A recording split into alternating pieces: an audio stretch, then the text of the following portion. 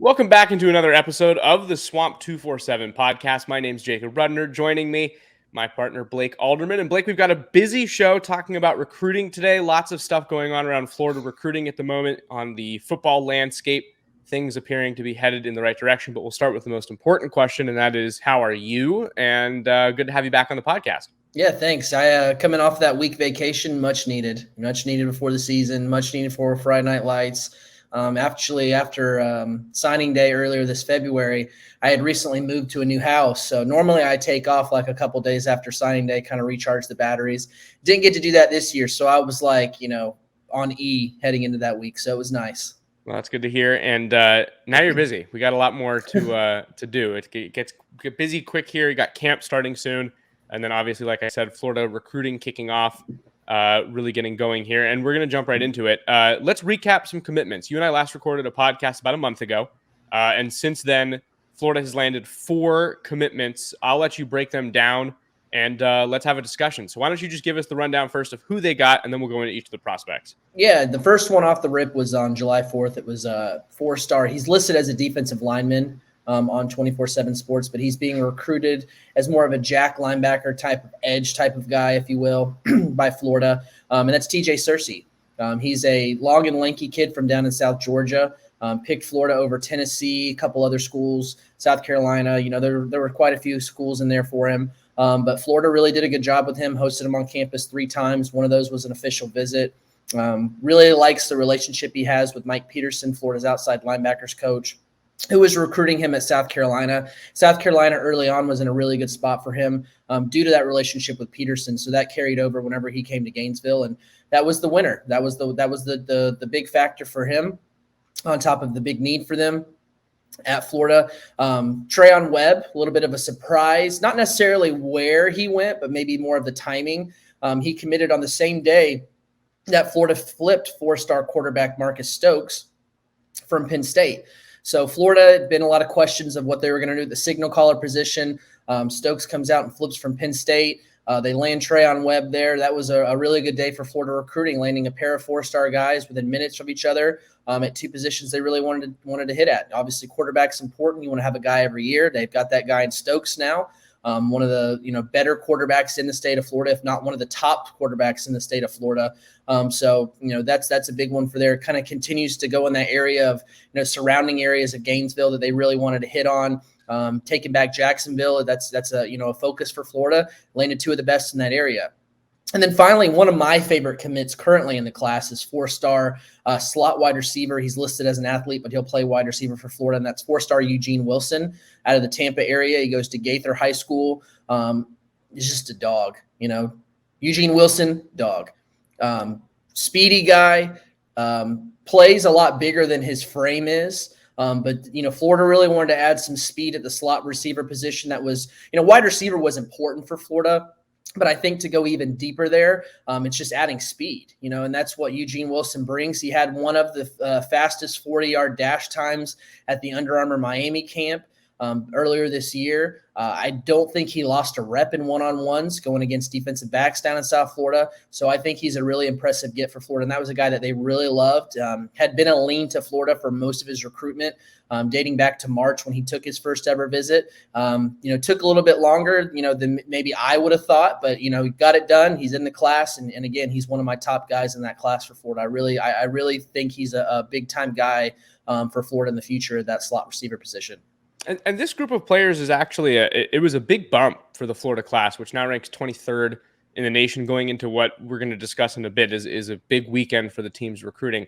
I will also point out, though, that the 4 guys that Florida got in July comprise all 3 of their top recruits, and then Stokes ranks 8th, Wilson 1, Searcy 2, Treon Webb ranks 3rd. So that was a big haul of guys. I'm going to zoom out, though, and then go to the quarterback position alone. Like you mentioned, this was kind of a position of question mark. Florida was pursuing Jaden Rashada, who commits to Miami.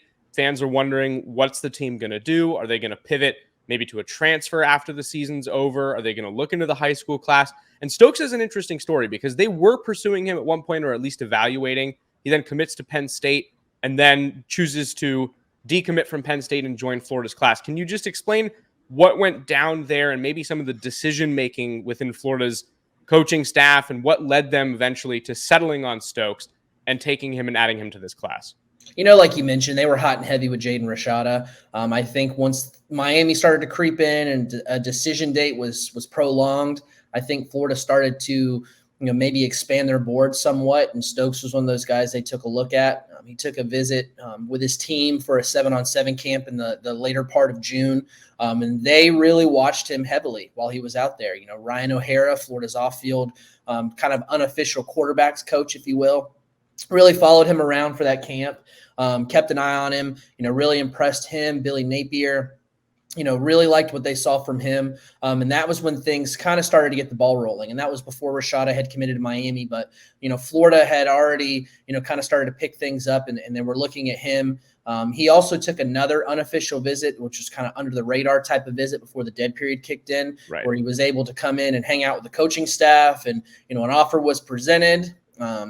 He was close with Trayon Webb, who was also looking at Penn State, and they kind of concocted this plan of, shocking the world and, committing together the same day is kind of a package deal, so to say. Both of them making their decisions minutes apart from each other. Like I had mentioned, I think the biggest thing for Florida was seeing him in that 7-on-7 setting because they had not seen him throw live. Like you said, earlier in the year, they were evaluating him, keeping an eye on him. He did take an unofficial visit, but that was their first chance to get to see him throw, and that was where things started to impress them. They felt he was a really good fit for their offense and what they wanted to do. So that 7-on-7 camp was kind of the Kickstarter for getting things moving, and it progressed very quickly after that. And you can attest to this. I think one of the things that we had heard, both of us, was that Florida really liked the way that Marcus Stokes had, looked in terms of being able to potentially fit into the offense. He's a mobile quarterback with a good arm, capable of varying his arm slot in terms of making throws and getting them to the receivers. These were all things that Florida liked in terms of physical qualities, but it sounded also like the team liked him as a competitor, and in terms of what he brought to the table mentally was something that I heard about quite a bit. And one thing that I heard in conversation between myself and Marcus Stokes was actually that he was not planning on decommitting from Penn State unless that Florida offer came around. That was the only school that he was willing to flip to. I find that to be very interesting. We'll look at some of the other recruits quickly here. Trayon Webb is a big deal. Florida needed a running back to get into this class, but we don't think that they're done yet. Probably a situation where they want to take 2 running backs. Do you see somebody falling into the pipeline here for Florida? Are they close on anybody? Is it even possible that Webb ends up being the only running back taken in the class? What's the direction at the position recruiting wise for them right now? There's some lines out for Florida. They've got their eyes on some. They've got offers out to some. I think probably the ones that maybe jump out the most of guys that Florida are looking at. They're looking at a guy out of Texas. I'm trying to pull up his name because I am blanking right now. Parker Jenkins, he's a 4-star out of the Houston area, but he's never visited Florida, but he is a guy that they have offered, they've been talking to, and they like what they've seen there. And then there's some guys that haven't been offered by Florida that they're also looking at. Isaiah Gustav, he's out of Naples. He's committed to Arkansas currently, but is a guy that Florida really likes. They actually wanted to see him in the spring during the evaluation period, but the day that one of the Florida coaches went out there to watch him, he actually wasn't there that day. So they haven't been able to see him. They do like him. They are evaluating him, but an offer hasn't been presented. I think that's one of the situations where they'd like to get him on campus. Being committed to Arkansas, maybe kind of gauge his interest in Florida, see how locked in he is, because you just don't want to waste your time on a guy that's settled on his position, where he's going. Mike Mitchell, a guy out of Middleburg, over there in the northern part of Florida, kind of in between Gainesville and Jacksonville area, is another guy they're evaluating as well. They haven't offered him either. He's currently committed to Utah, but he's visited Florida somewhere around like 8 times this year alone. So there is some interest there from Florida. There's some interest on his end as well. He was a 10.8 100-meter dash guy, so he's got some speed on his end too. And if you watch his film, he runs angry. There's a clip of him just like absolutely demolishing a guy, just running him over. So he's got that kind of power type of run to his game that you've seen Billy Napier and what Florida seems to want to do on offense. So those are some of the guys right now that I would say, one guy that Florida has offered and two that they haven't quite yet, but are heavily evaluating. Mitchell will actually be at Friday Night Lights this Friday, so he'll get a chance to work out in front of the staff. That could be one if where a workout goes well and, things kind of progress past that, he could have an offer. And I do think that, despite being committed to Utah, I do think Florida would be a factor for him. I don't know if that's one where, he gets an offer on Friday and flips the same day, but I do think that Florida would become a major player for him going forward. I don't know that if something didn't progress with those guys, if Florida would just decide on taking Webb. I don't know that there's really an answer to that question right now. But as of right now, Florida is actively looking at other running backs and does seem like they want to take a second to pair with Webb. And also Cedric Baxter, is out there too. A 4-star, high top 100 type of running back. He's going to make his decision on August 10th, but right now it looks like Texas is the pick. But, he is worth noting that, being on the board for Florida, even though it doesn't look likely. Sure. And by the way, I will mention for those interested and maybe want more information that we don't have time to cover in a podcast, we do have recruiting breakdowns by position on the site. It's for our subscribers. So not only make sure that you check those out, but if you aren't already, make sure you subscribe to Swamp247.com. Lots of analysis from Blake, myself, and Graham Hall, who joined us on our podcast earlier this week. Graham, you are Blake. Blake, I say we move on to our next subject, and that is decisions that are potentially coming up here for the Florida Gators, some things that might go their way. We'll start it off with three guys who we feel pretty confident about, and I'll let you run through them. I'll give the quick names. It's Aiden Mizell, 4-star wide receiver, Jordan Castell, 4-star safety, and Jakeem Jackson, a 4-star cornerback. What should fans expect here? Are these guys locks to be Gators? Is it just a confidence thing? Where is Florida standing? I never call anyone a lock in recruiting. It's just too much of a crazy game. And obviously NIL, if you've followed recruiting, have seen that things change. But I feel very confident on all three of those guys ending up at Florida. Jakeem Jackson is going to make his decision on the 28th this week. He'll be making it later in the evening part. I do think Florida is the pick for him. I think that, getting that offer, having a chance to be coached by Corey Raymond, who's one of the top, if not the top cornerbacks coach in college football right now. I think that was a big deal to him. I think once that offer was presented, things started to trend more in Florida's favor, and they're the heavy favorite heading into that decision on the 28th. Following that up, Aiden Mizell, he's a legacy player. He's both of his parents ran track at Florida. He's a speedy guy too, like I mentioned earlier when talking about Eugene Wilson. Florida wanted to add speed, and Mizell certainly has that. He can take the top off of the defense. He's also got some size on his hand as well. So I think that would be a really good get for Florida as well. I do expect him to end up at Florida. I think the family ties to the program of his parents going there, growing up, visiting Florida a bunch of times, just having those family ties there. He was kind of a regular visitor. Was one where before he had the offer from Florida, had been heavily talking with Kerry Colbert, Florida's wide receivers coach. Offer was extended. Contact continued to build up. He made a couple visits to Florida, took the official visit. At one point, actually even said Florida was his leader. That was before a big slate of official visits. I still think Florida is going to be the pick for him. I'm fairly confident on that one. So that one will be on the 29th. And then finally, Jordan Castell, a 4-star safety out of the Orlando area, out of West Orange High School. He'll be making his decision on the 30th. He's supposed to visit Florida on the 30th. So, that obviously, it seems like a pretty good sign for Florida's chances there. He took an official visit back in June. I think he's down to Tennessee, Alabama, and Florida. I don't recall him visiting any of those other two schools this year, but I know he's been to Florida twice. He was there in the spring to see a scrimmage and then took that official visit in June. That's another one that I feel very confident on Florida being the pick for. So I think Florida has a really good shot at landing those three guys. All 4-star players, all guys in their footprint area of the state of Florida, right around those surrounding areas of Gainesville. So three good additions for Florida, and that would definitely move their class up and continue to get some more talent in that class. And you mentioned just the all three of those guys 4-star prospects. It doesn't actually stop there, though, with 4-star prospects that could potentially commit to Florida in the next week. If you saw 7 possible commitments, and we're going to go over what the chances of that actually happening are, I'll answer it first. I don't think it's great that it's 7, but I do think it's a good number. 4 other guys, though: D'Quavia Sori, Andy Jean, Will Norman, Cam James. 4 more players who we evaluate to either be close. Florida might be in the hunt, potentially with Friday Night Lights coming up this week and a lot of these guys getting on campus. it's certainly possible that the team decides to push some of these guys towards a commitment, potentially would even be smart to do so. Of the 4 players I just mentioned, how close is Florida to landing any of them? Because we're confident in 3 this week. Is it going to be more? I think with Sorey, he's being recruited as an athlete for Florida. He's listed as a wide receiver. I think there's a chance he could be a wide receiver at the next level. I also think that he could be a safety at the next level. If he keeps growing, he could grow into a linebacker. So I think there are different outcomes that could happen with him depending on where he fits the best, where his frame continues to build up from. I think the question of that one is more along the lines of Florida is in a good spot with a lot of wide receivers. They're in a good spot with a lot of safeties. I think the question is if he's a take for the class, for the staff. I have a crystal ball pick in for Florida. I logged that in back whenever he was at one point making a decision in early July. He was going to make a decision on the 4th of July. He obviously pushed that decision back.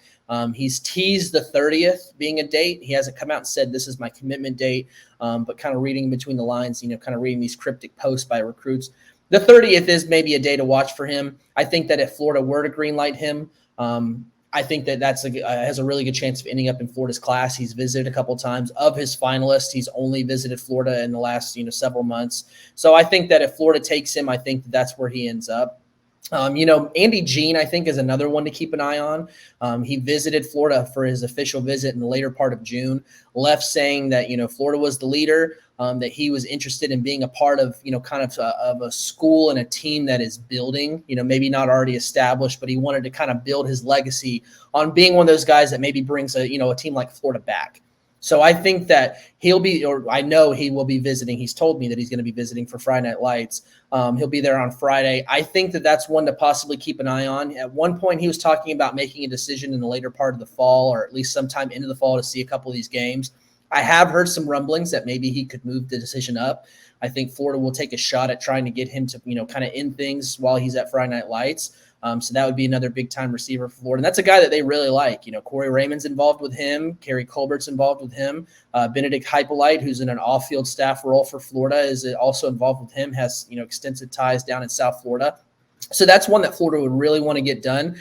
I think that, they have a good shot of possibly landing him this weekend. I don't know that anything's for certain there, but I think that, hearing the rumblings of him possibly moving things up, already having Florida as his, named outright leader, I think that that's one to where if a visit goes really well, he could, possibly shut things down and go ahead and commit while he's there. Will Norman, I have a crystal ball pick in for him to Florida.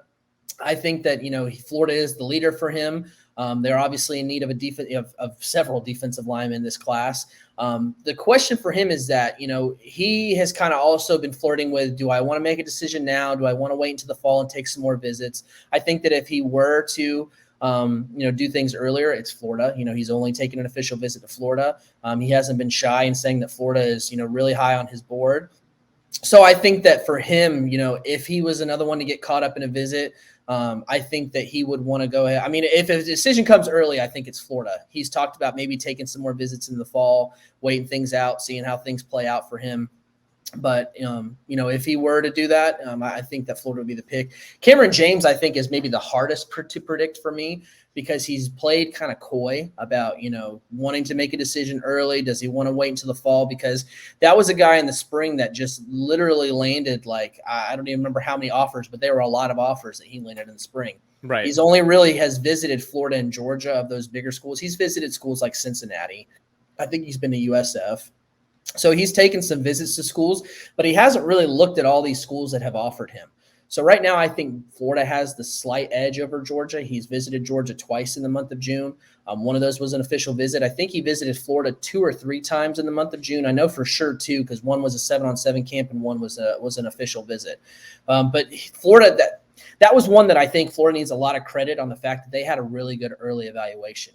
They got some clips of him at the Under Armour camp in Miami earlier this year. Really liked his frame, really liked his athleticism, what he's put on film. So that was a guy that they offered before a lot of these offers flowed in for him. So doing that has given them a chance to get him on campus several times this year already. Right. I do think Florida has the slight edge there. I think that one is more along the lines of, does he want to continue to see what else is out there, since he hasn't really, when you have these big time recruits that are, highly ranked, have all these offers, 9 times out of 10, they go look at all these schools and take all these visits and, see what's out there. And he hasn't really quite done that. So I think his decision-making right now is, do I want to go ahead and end things, get it over with, which I do think it would be Florida, or does he want to continue to let his recruitment play out as far as, seeing what else is out there, enjoying the process. So that's one where I'm not totally sure on, but I do think that's another guy that if he did make a decision earlier, I think it would be Florida.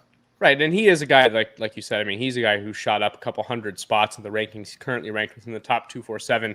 And by the way, I should add that of the 4 players who you just discussed, kind of in that maybe category of do they commit to Florida this weekend or maybe even ever, where are they standing? 3 of those 4, everybody but Andy Jean, are included in the top 247.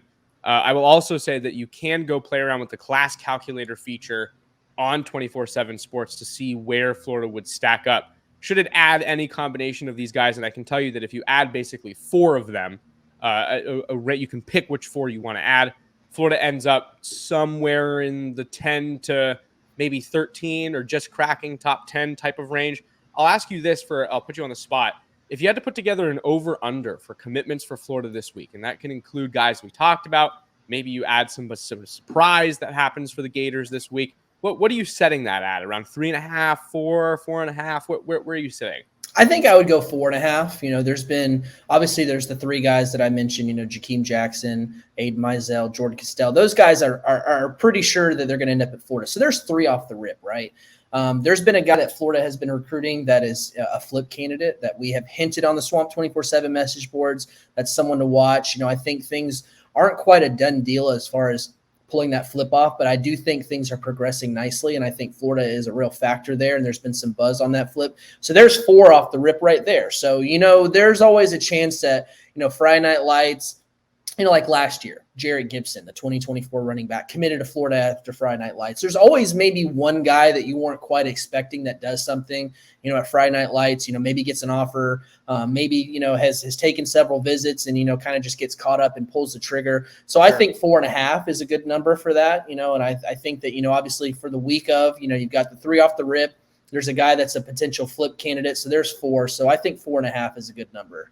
Sure. And I think that's a good segue into our next subject, and that is the Friday Night Lights camp that Florida is holding a barbecue, which we'll discuss the following day, I believe, if I'm not mistaken. They're going to have that barbecue. So lots of prospects expected to be on Florida's campus, obviously some of whom the Gators are going to try and push towards a decision. Let's run through exactly what Friday Night Lights is, first of all, for people who might not know. And then let's kind of discuss who Florida's expecting on its campus, big recruitments to watch in terms of visitors this weekend, whether that be for the camp itself and also that barbecue the following day. Yeah, Friday Night Lights is a camp that has been going on since well before I was covering football recruiting. It's basically a chance for guys to work out with the coaching staff under the lights in the swamp. They go out there and, they do drills. It starts around the evening part. They work under the lights, get a chance to work out with the coaching staff, spend some time there. A lot of the guys get there earlier so they can spend time around the coaches, do the photo shoots, unofficial visits, all those types of things. So it's not really quite what it used to be, as far as when Urban Meyer started it. That's whenever they had, Ronald Powell and, all these big time guys coming out, from across the country to, come out and work out. And I think a big part of that is that every school now, the way the dead period is set up, has something going on that weekend. It's not like Florida has, just invented this thing and it's become, its own, kind of only singular thing. Every school has camps, every school has cookouts and barbecues and pool parties and, whatever they have. So I think that it's lost a little bit of luster. But I think that the good thing for Florida is that they've also added the cookout the next day. So you've got the camp, which is a chance to work out if you're an underclassman or, maybe an upperclassman that's working towards an offer. Or maybe if you just simply want to work out with the coaching staff at Florida or work out in the swamp or whatever. That's what they'll do there. But the cookout, I think, is a good addition there because, you've got those guys that maybe don't want to work out and, risk an injury in one-on-one so close to the start of their high school season. Sure. So you've got a chance to not only go out and, you just don't get enough time to spend around the coaches unless you show up early. while they're doing a camp and conducting that. You can watch them coach and watch them coach guys up and, all those types of things. But the cookout is a chance to really sit back and hang out with the coaching staff. So I think it's a good mix to have there. So, it's going to be a jam-packed weekend between the camp going on Friday night and having all those guys there, whether they're camping or hanging out, and then having the cookout the next day. Absolutely. And I'm not going to make you run through all the prospects who are going to be there. There are so many. But I will ask you this. Is there a group of maybe highlight prospects that you would say either to keep an eye on, maybe in addition to the guys we just talked about, but also some guys who Florida's pushing hard to get at some point down the line? Who is going to be there? Is there a kind of a VIP stars list that you want to highlight for us on the podcast? I think that you always have to look at the 5-star guys. As someone that Florida obviously has been hot and heavy for a long time, that is expected there both days on Friday and Saturday, is 5-star cornerback Cormani McClain out of Lakeland. That's a guy that, it seems like Florida and Alabama are battling it out for. Miami has made a little bit of a later charge, if you will, after an official visit in June. I think it's meant primarily a Florida and Alabama battle. So that's a good chance for Florida to get him back on campus. I don't remember the last time he's been there. I want to say it's been since the spring. I don't think he was there in June at all off the top of my head.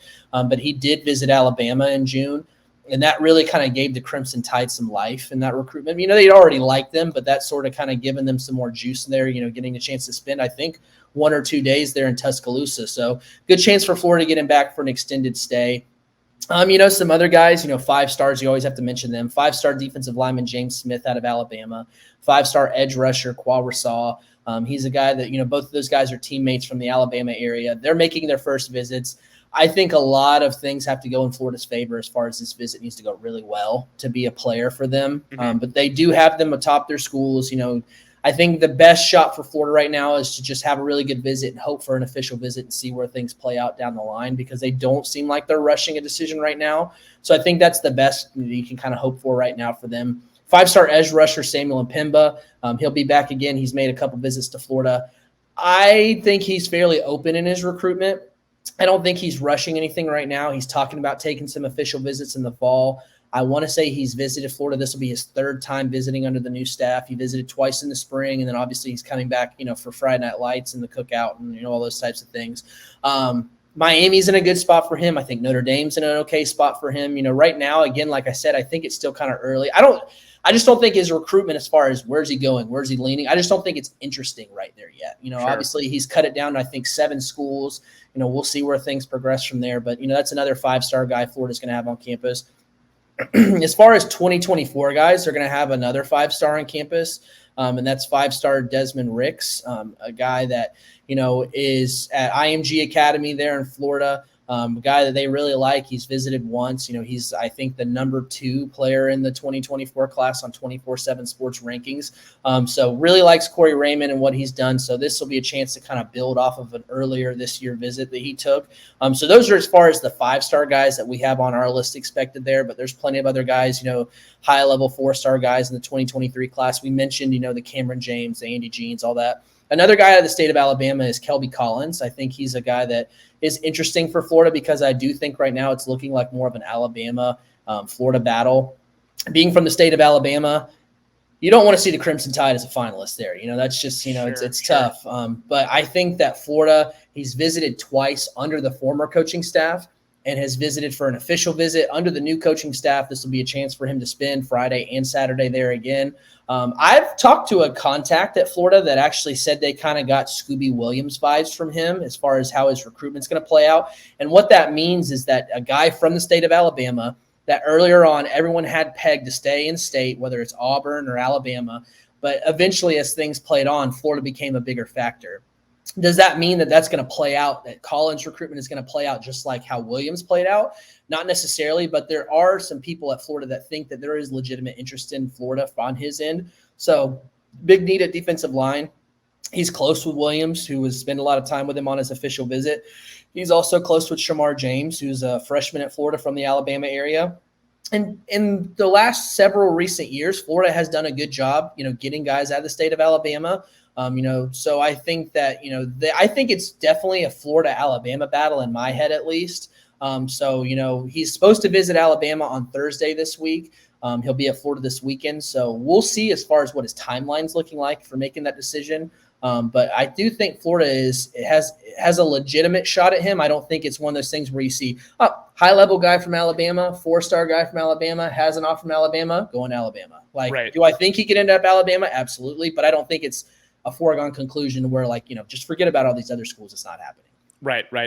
Well, I think that does it for this episode of the Swamp247 podcast. I will say this. We have a lot of stuff coming up between recruiting, with football camp starting, basketball reporting constantly going on the site as well. Things are busy. So I would say if you aren't already, subscribe to swamp247.com. Make sure you visit the site. Check us out. We also have the largest message board community in the Florida market, so you definitely might want to participate in that. And Blake, I'm going to ask you the constant final question. Any last thoughts before we get out of here for this one? I can't think so. It's just, I'm looking forward to Friday Night Lights. I'm looking forward to maybe trying to snag a rib or two on Saturday. Shout out Shannon Snell, who's usually puts on, the catering for Florida there. I had a couple of those ribs at their 7-on-7 camp they had back in June, and chef's kiss, they're really good. So I'm already thinking about another one. There you go. Well, that's a good final thought. We're going to end it on food. That does it for this episode of the Swamp247 podcast. Make sure you check us out on YouTube or wherever else you get your podcast platforms. We had an episode earlier this week with new staff reporter Graham Hall. We talked about Media Day, where Florida stacks up in the SEC East. You definitely want to check that out, as well as all of our written content on the site, as I mentioned. For this one, though, that's going to do it. Keep it locked on the site.